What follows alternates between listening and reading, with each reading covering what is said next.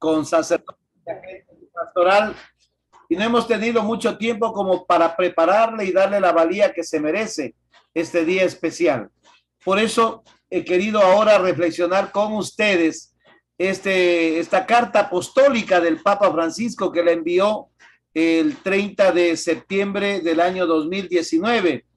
Esta carta a modo de motu propio sobre el domingo de la palabra de Dios, aperuit illis, ¿sí? Se les abrió el entendimiento, ¿sí? Aperuit significa abrió, la tercera persona del singular, tiempo perfecto, ¿sí? Vamos entonces a compartir pantalla y a conocer este documento maravilloso, ¿sí? Este documento maravilloso que nos propone el Papa Francisco para el domingo de la palabra de Dios. Cómo el Papa mediante esto instituye el domingo de la palabra de Dios. ¿Sí? Entonces, carta apostólica aperuit illis. Les abrió el entendimiento para comprender las escrituras.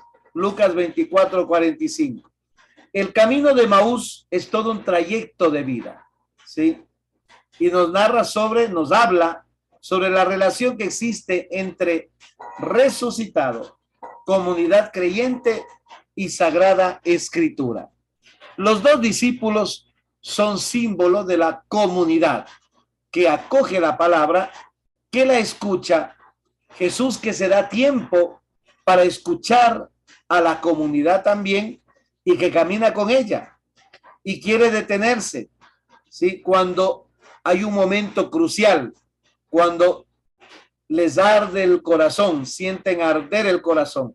La palabra tiene su objetivo, hacer que nuestro corazón se sensibilice, así como nos dice Nehemías, ¿sí? En Nehemías está que cuando se lee, se promulga el libro de la ley, la gente siente ese ardor, llora, se conmueve al escuchar la palabra de Dios. ¿Cuál es el objetivo? Que la iglesia reaviva el gesto del resucitado, que abre para nosotros el tesoro de su palabra, para que nosotros podamos anunciar esa palabra. Esto responde también a las numerosas peticiones del pueblo de Dios y también como consecuencia del Concilio Vaticano II, que pone también, que nos habla sobre la palabra de Dios, donde se habla acerca de la importancia que tiene la palabra de Dios en nuestra vida y la importancia también del anuncio de esa palabra, cómo Dios se ha ido manifestando a lo largo de la historia, y el magisterio del Papa Benedicto, Verbum Domini, donde se profundiza el carácter performativo de la palabra de Dios, especialmente cuando su carácter específicamente sacramental emerge la acción litúrgica.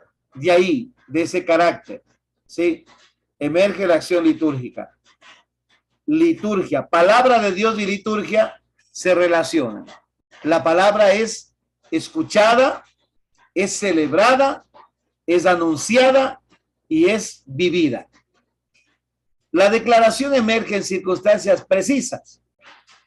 Día de oración y encuentro con los judíos con la Iglesia Católica. Después la semana de oración por la unidad de los cristianos, donde este domingo cobra su valor auténtico. Se tomará en cuenta en las celebraciones litúrgicas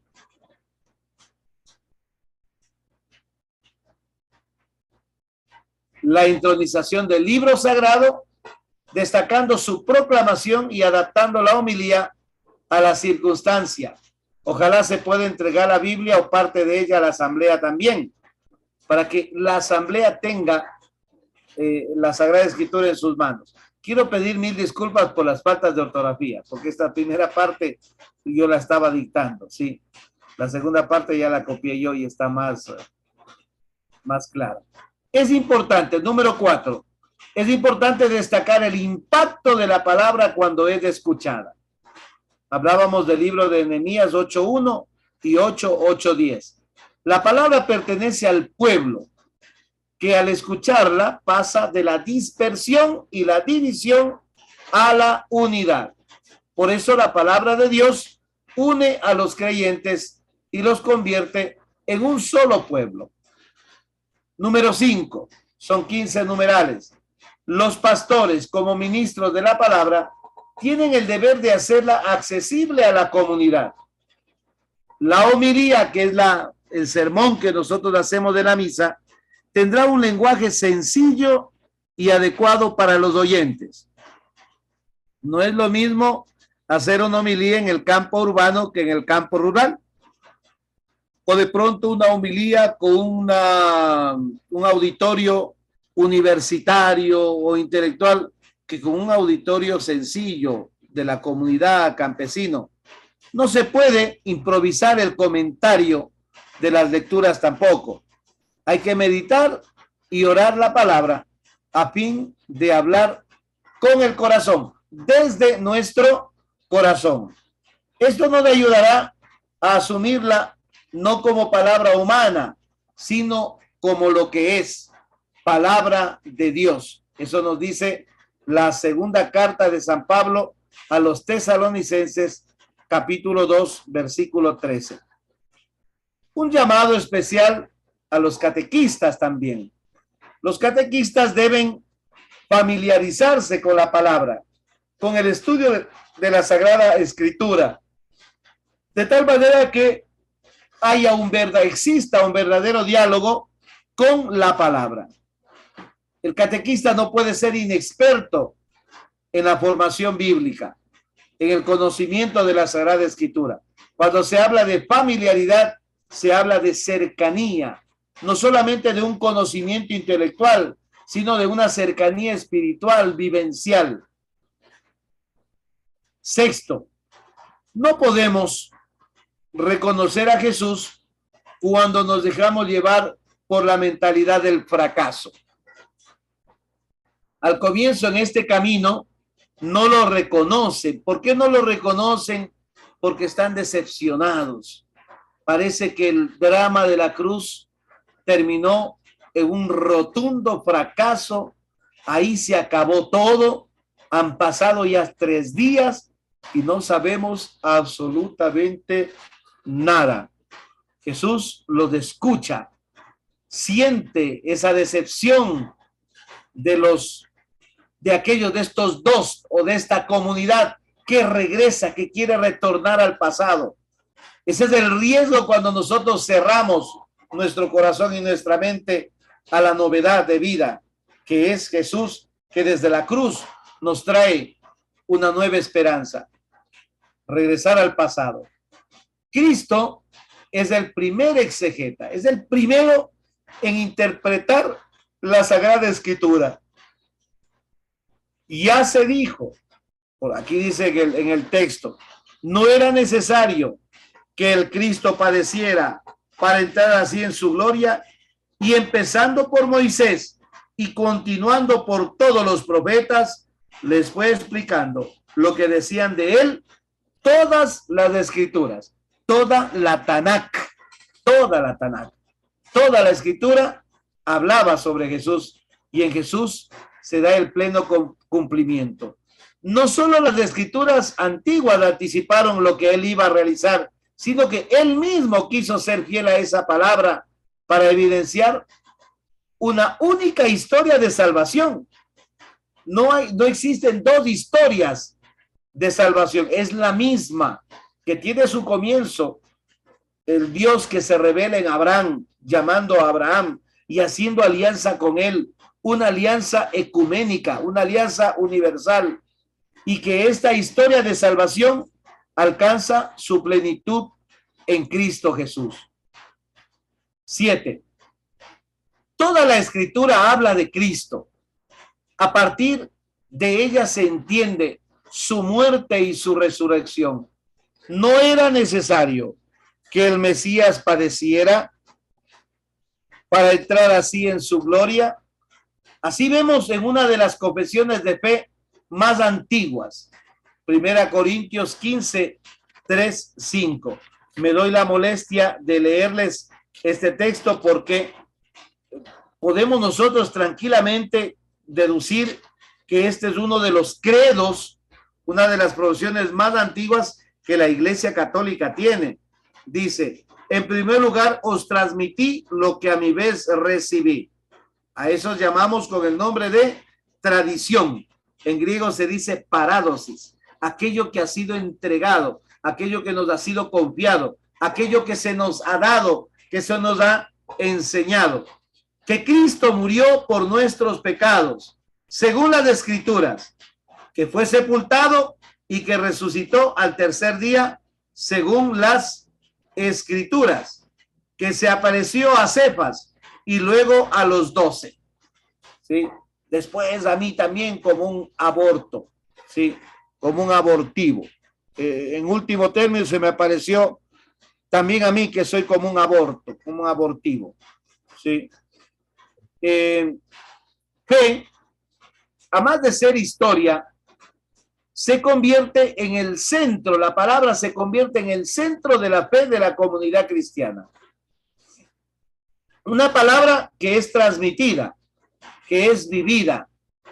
No estamos hablando de un libro en sí, de un libro sólido, de un libro frío, sino del libro de la vida, de la historia de la vida, de Jesús que se manifiesta en carne y hueso, que encarna en su vida la voluntad de Dios, el ser de Dios, del Dios misericordioso, del Dios bueno.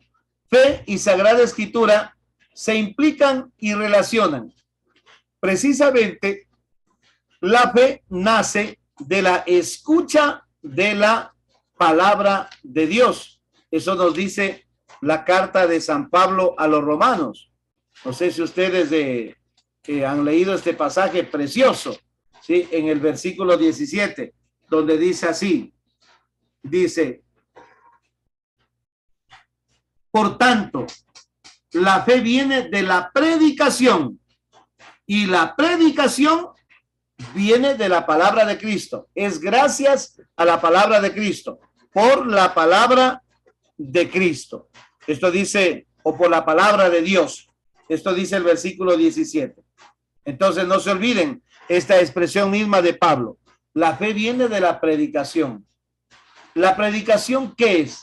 Nada más que el compartir, el proponer esta experiencia de encuentro con Cristo. No podemos callarnos lo que hemos visto y lo que hemos escuchado. Precisamente en eso consiste la fe, en ver y en escuchar. Y eso lo transmitimos de generación en generación por medio de la enseñanza. A eso le llamamos tradición. El viaje del resucitado, 8, con los discípulos, concluyen la cena. Indica una clara relación entre Sagrada Escritura y Eucaristía. La palabra y la Eucaristía se relacionan. Esta hace posible el reconocimiento entre las personas que se pertenecen. La comunidad le pertenece a Jesús. Jesús ha entregado su vida y se sigue entregando a la comunidad. Por eso es que ya no es imposible reconocerlo en la fracción del pan. En ese momento lo reconocieron que era Jesús. El día de la Biblia no ha de ser una vez al año, sino una vez para todo el año. Que todos los días sean día de la Biblia. Que la palabra de Dios sea para nosotros como el alimento de cada día, porque Dios nos habla, Dios nos dice. El contacto con la palabra hace que nuestro corazón arda. Lo contrario nos conducirá a una permanente ceguera. También destacamos la permanente relación entre la palabra y los sacramentos.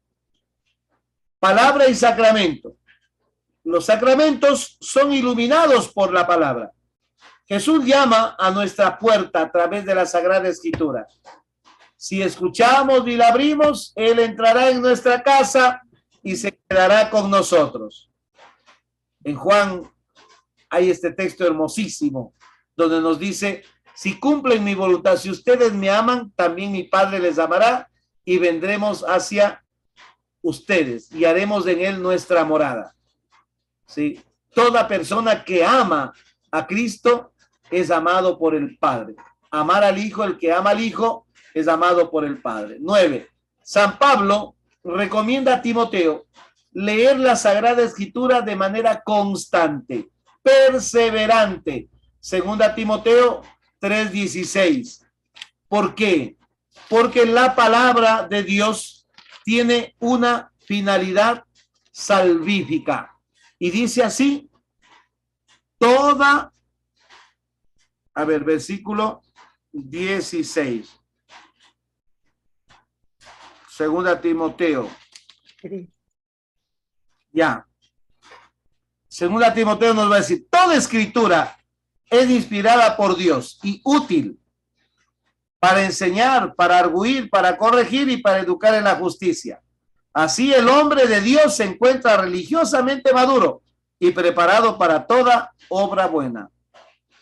Y le recuerda que desde niño conoce las sagradas letras, ¿sí? Que en la nota dice, así se llamaba corrientemente entre los judíos de lengua griega a los libros de la Biblia. Las sagradas letras, ¿sí? Se refiere a la Sagrada Escritura. Desde niño, dice, ellas pueden proporcionarte la sabiduría y esa sabiduría te llevará a la salvación mediante la fe. Ahí está la perseverancia, la constancia. Pablo ha sido educado desde niño y eso Pablo nos va a explicar siempre. Después nos va a hablar de su experiencia en Jerusalén a los pies de Gamaliel, aprendiendo la Sagrada Escritura. La Sagrada Escritura tiene una finalidad salvífica. Esto vemos en Dei Verbum 11, que se relaciona con 2 Timoteo 3:15. La Biblia está totalmente dirigida a la salvación integral de la persona. Es la palabra de Dios. Es la palabra humana, la que se transforma en palabra de Dios bajo la acción del Espíritu Santo. Les quiero decir una cosa. Mateo, Marcos, Juan, Pablo, Pedro, Santiago, escriben no tanto porque quieren que después sea palabra de Dios eso. Ellos no tenían ese fin, ese objetivo. Es después la iglesia la que le da este carácter, ¿no es cierto? La iglesia, cuerpo de Cristo, con esa autoridad que Cristo le da este carácter de ser palabra de Dios, porque se descubre en ella la historia de nuestra vida. Nos identificamos con esa palabra viva, con esa palabra eficaz que transforma nuestra vida y nuestras estructuras, podemos decir, no solo de pensamiento, sino nuestras estructuras mundanas. Es la acción del Espíritu Santo la que convierte la palabra humana en palabra de Dios, en una palabra dinámica, inspirada y espiritual, como nos indica Pablo. Pablo dice, la letra mata, mientras que el Espíritu da vida. Cuidado con caer de pronto en un fundamentalismo absurdo. ¿Sí? 2 Corintios 3:6. 10.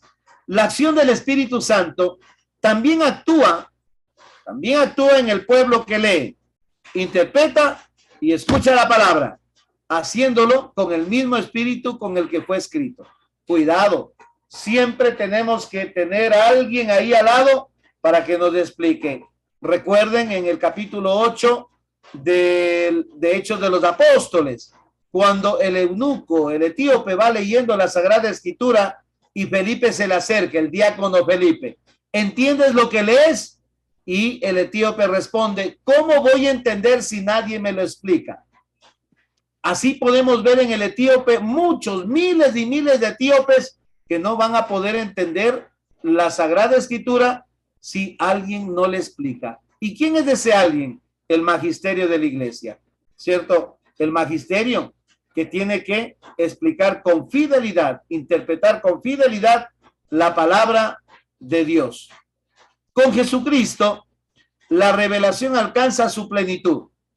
el Espíritu Santo continúa la obra, poniendo nuestra fe en Él, que sigue realizando una peculiar forma de inspiración cuando el magisterio lo interpreta auténticamente y el pueblo, y todos nosotros, no solamente el pueblo, hace de la palabra de Dios su constitución, su norma de vida. Nosotros tenemos una constitución del país, que es la Carta Magna. El mundo, la iglesia tiene una constitución universal, que es la palabra de Dios, que es la que constituye, la que construye, la que edifica nuestra vida.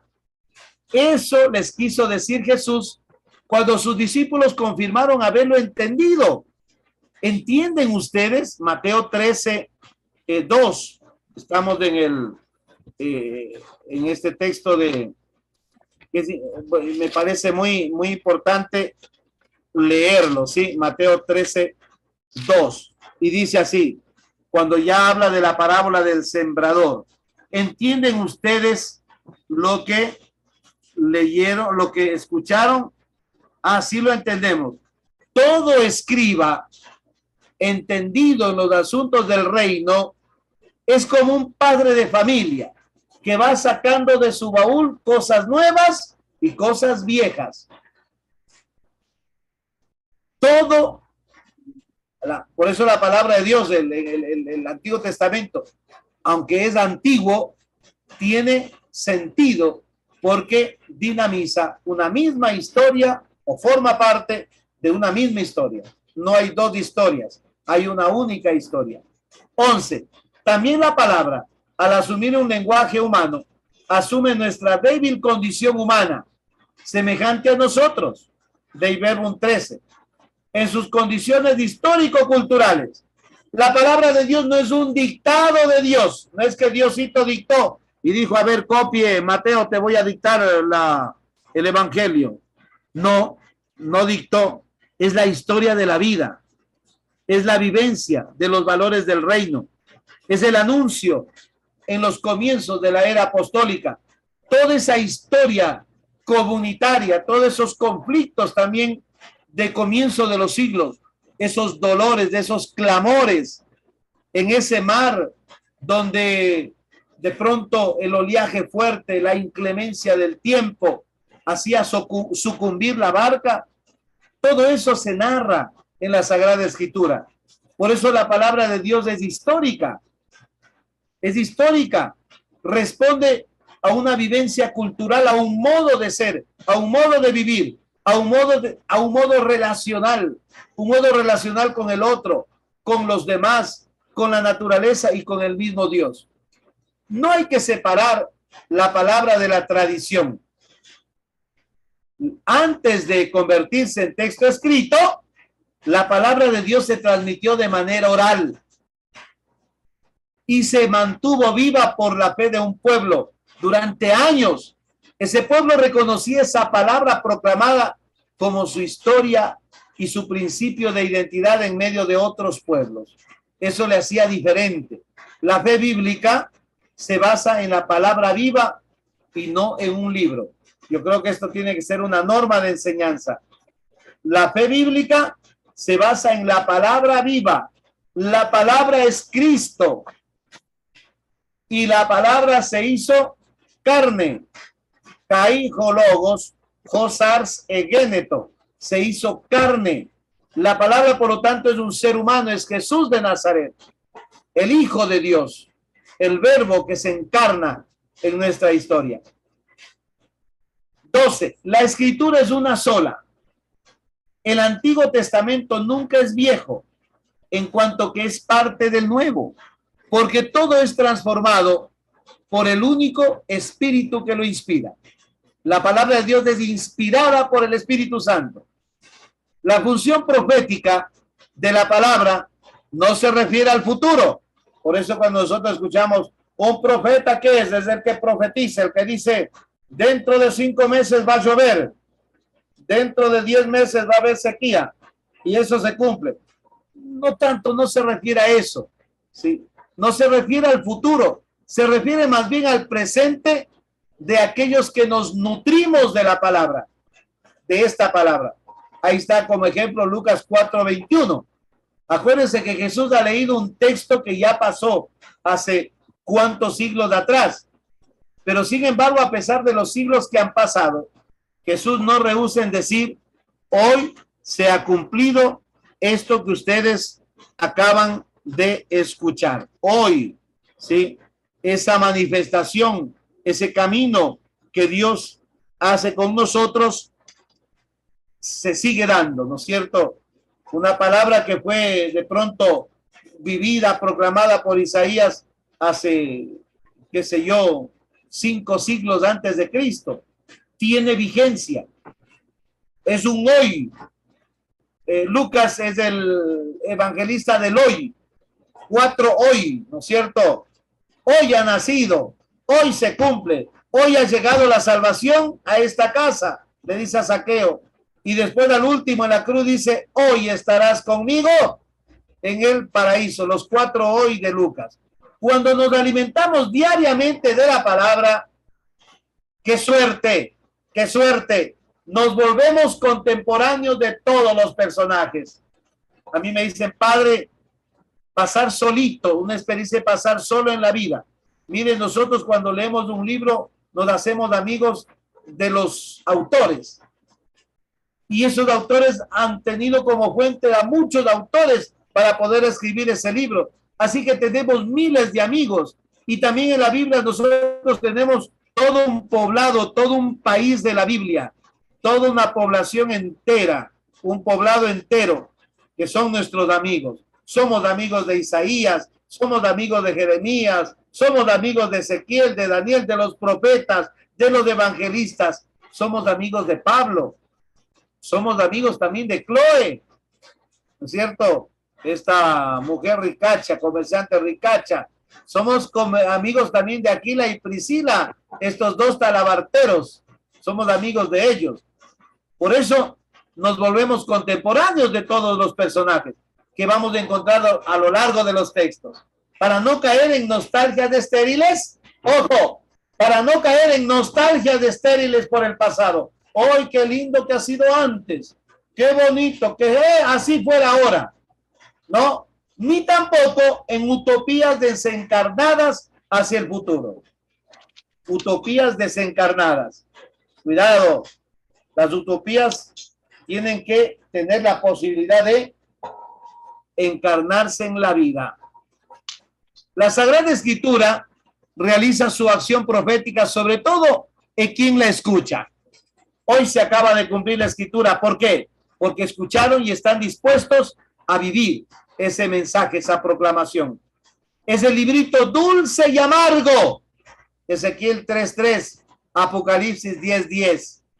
A ver, ¿en qué consiste la dulzura?